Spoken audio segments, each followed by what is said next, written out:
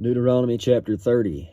You know, we've had lots of cursing when you mess up and don't follow the rules. I think this chapter looks like it's going to be about restoring, if you turn back. I've not read through it, but that's what this little headline says. We'll see.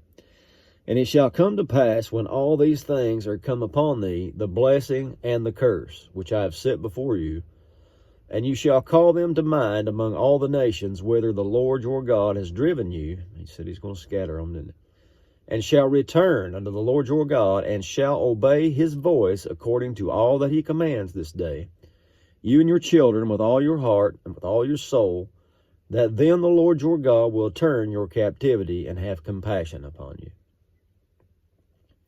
and will return and gather you from all the nations where the Lord your God has scattered you. If any of you be driven out unto the outmost parts of heaven, from thence will the Lord your God gather you, and from thence will he fetch you. And the Lord your God will bring you into the land which your fathers possessed, and you shall possess it. And he will do you good and multiply you above your fathers. And the Lord your God will circumcise your heart. That's a big key, isn't it? And the heart of your seed, to love the Lord your God with all your heart, with all your soul, that you may live.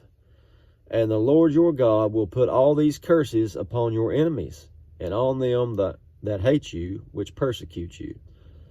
And you shall return and obey the voice of the Lord, and do all his commandments which I command this day. And the Lord your God will make you plenteous in every work of your hand, in the fruit of your body, in the fruit of your cattle, in the fruit of your land, for good. For the Lord will again rejoice over you for good, as he rejoiced over your fathers.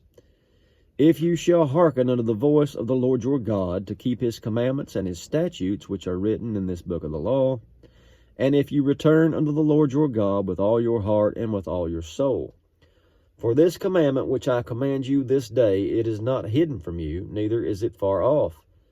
It is not in heaven, that you should say, who shall go up into heaven for us, and bring it unto us, that we may hear it and do it?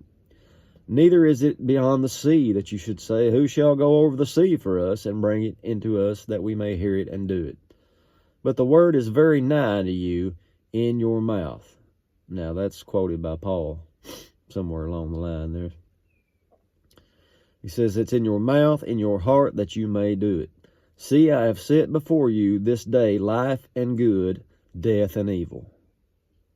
In that I command you this day to love the Lord your God, walk in his ways, keep his commandments, his statutes, his judgments, that you may live and multiply. And the Lord your God shall bless you in the land where you go to possess it. But if your heart turn away, so that you will not hear, but shall be drawn away and worship other gods and serve them. That's the big thing with the Lord. That you see, they do stuff, we do stuff done in here. But it's turning away to other gods. That's what really gets him. He wants you to believe in him, trust in him. He says, I denounce unto you this day that you shall surely perish, and that you shall not prolong your days upon the land where you go over to possess Jordan, to pass over Jordan to possess it. I call heaven and earth to record this day against you, that I have set before you life and death, blessing and cursing. Listen to this. Therefore choose life. He's telling them what to do. All you got to do is do this.